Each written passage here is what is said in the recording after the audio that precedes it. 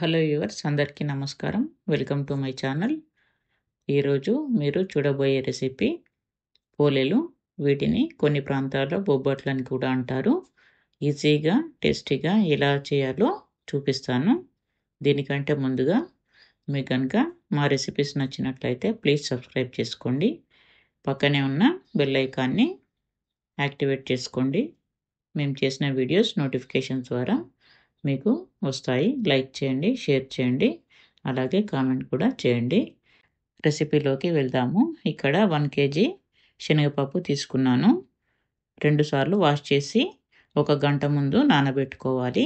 ఇది నానబెట్టిన పప్పు ఒక గిన్నెలోకి తీసుకొని గిన్నె నిండా నీళ్లు పోసుకోవాలి.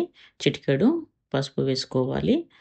దీన్ని స్టవ్ ఆన్ చేసుకొని ఉడికించుకోవాలి. నాకు 45 మినిట్స్ పట్టింది ఉడకడానికి.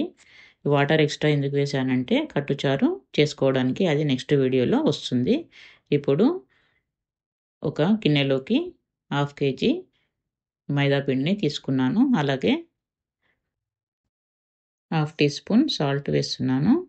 అలాగే 2 టీ స్పూన్ల నెయ్యిని వేసి ఒకసారి పిండిని కలుపుకోవాలి.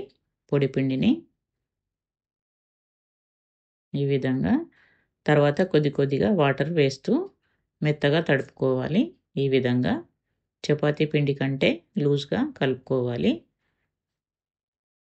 అలాగే 4 to 5 టేబుల్ స్పూన్ల ఆయిల్ వేయాలి. ఇందులోకి ఆయిల్ ఎక్కువగా పడుతుంది. ఆయిల్ వేసి అంతా ఒకసారి కలుపుకోవాలి.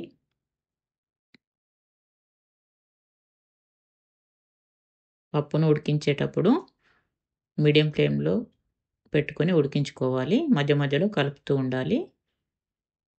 పిండిని ఈ విధంగా కలుపుకొని ఇప్పుడు దీనిపైన మూత పెట్టి 1 గంట రెస్ట్ ఇవ్వాలి. ఈలోపు పప్పు ఉడికిపోతుంది. పప్పు కూడా ఉడికిపోయింది. ఇప్పుడు దీన్ని వార్చుకోవాలి. ఇలా జల్లెడ గిన్నె తీసుకొని కింద మరొక గిన్నె పెట్టి ఈ పప్పును వార్చుకోవాలి. ఈ విధంగా పప్పులో ఉన్న వాటర్ అంతా కింది గిన్నెలో పడుతుంది. పప్పులో ఏమాత్రం వాటర్ లేకుండా చూసుకోవాలి. ఇప్పుడు ఈ పప్పు ఉడికించిన వాటర్తో కట్టుచారు చేసుకోవచ్చు. దాన్ని నెక్స్ట్ వీడియోలో చూపిస్తాను. ఇది పక్కన పెట్టుకోవాలి. ఈలోపు పప్పు కాస్త చల్లారాక మిక్సీ జార్లోకి తీసుకొని మిక్సీ పట్టుకోవాలి. ఈ విధంగా పొడి పొడిగా వస్తుంది.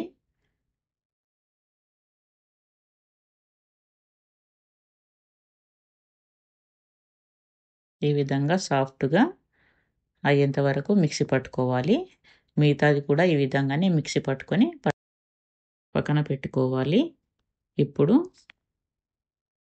స్టవ్ పైన ఒక వెడల్పు గల గిన్నె పెట్టుకొని 2 టేబుల్ స్పూన్ల నెయ్యి వేసుకోవాలి. 1 kg తురిమిన బెల్లం ఇది ఇందులో వేసుకోవాలి. 1 kg పప్పుకి 1 kg బెల్లం సరిగ్గా సరిపోతుంది. ఫ్లేమ్ని సిమ్లో పెట్టుకొని బెల్లాన్ని కలుపుతూ ఈ విధంగా కరిగించుకోవాలి. ఈ విధంగా రెడీ అయ్యాక పప్పు మిశ్రమాన్ని ఇందులో వేసి అడుగంటకుండా కలుపుతూ ఉండాలి. బెల్లంలో పప్పు మిశ్రమం బాగా ఉడికితే నెల రోజులైనా పూర్ణం పాడవకుండా ఉంటుంది. అలాగే పూర్ణం ఎక్కువగా రెడీ చేసి ఫ్రిడ్జ్లో స్టోర్ చేసుకొని పెట్టుకుంటే మనకు ఎప్పుడు కావాల్సి వస్తే అప్పుడు పిండి తడుపుకొని పోలేలు వేడివేడిగా చేసుకొని తినేయొచ్చు.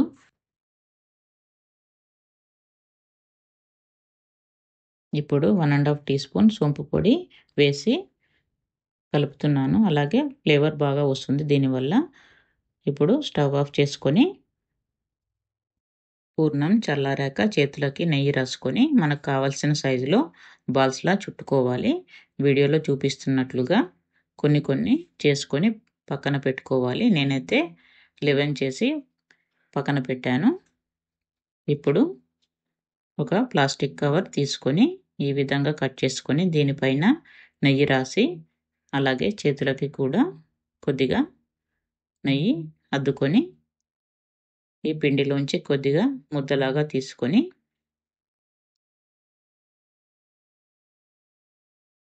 పూర్ణం కంటే కొంచెం తక్కువగా తీసుకోవాలి పిండిని.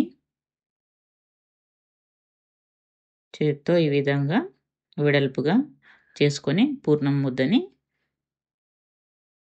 ఇందులో పెట్టుకొని పిండితో ఈ విధంగా క్లోజ్ చేసుకోవాలి. పైన వచ్చిన ఎక్స్ట్రా పిండిని తీసివేయాలి. ఇప్పుడు దీన్ని రౌండ్గా చేసి ఈ కవర్ పైన పెట్టి ఈ విధంగా చేతితో చపాతీలాగా ఒత్తుకోవాలి.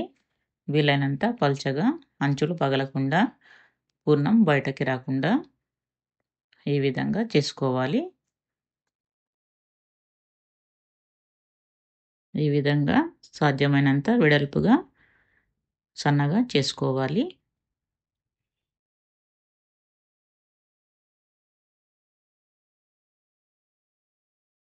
ప్లీజ్ సబ్స్క్రైబ్ చేసుకొని వీడియో చూడండి వ్యూవర్స్. ఇప్పుడు స్టవ్ ఆన్ చేసుకొని ప్యాన్ పెట్టుకొని ప్యాన్ పైన నెయ్యి అప్లై చేసుకోవాలి.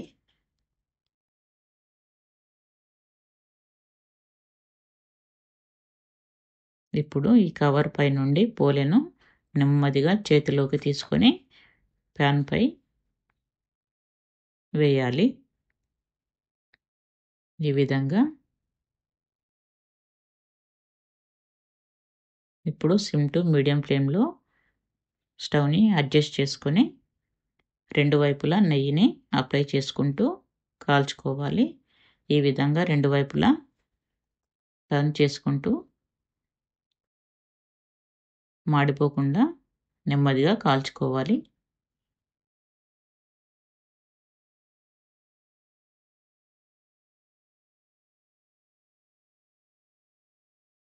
ప్లీజ్ సబ్స్క్రైబ్ చేసుకోండి.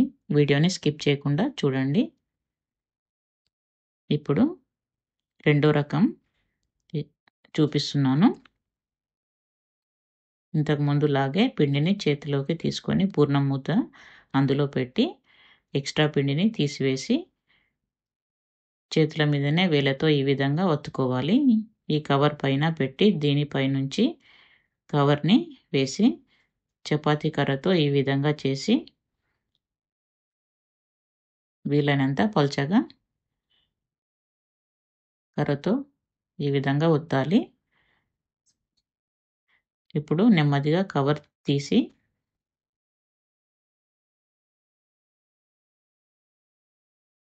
ప్యాన్ పై నెయ్యి అప్లై చేసుకొని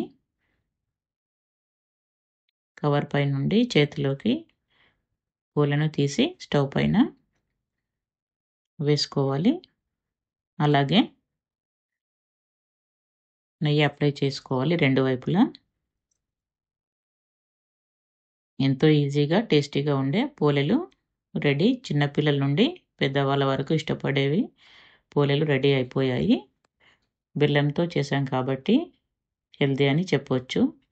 మైదాకి బదులుగా గోధుమ పిండితో కూడా చేసుకోవచ్చు. నెక్స్ట్ టైం గోధుమ పిండితో చేసి చూపిస్తాను. ఈ విధంగా రెండు వైపులా కాల్చుకొని తీసేస్తే సరిపోతుంది. మీరే చూడండి ఏ విధంగా వచ్చాయో. నచ్చితే ఒక లైక్ వేయండి. అలాగే కామెంట్ సెక్షన్ ద్వారా తెలియజేయండి. సన్నగా పొరలు పొరలుగా ఏ విధంగా వచ్చాయో ఒకసారి చూడండి.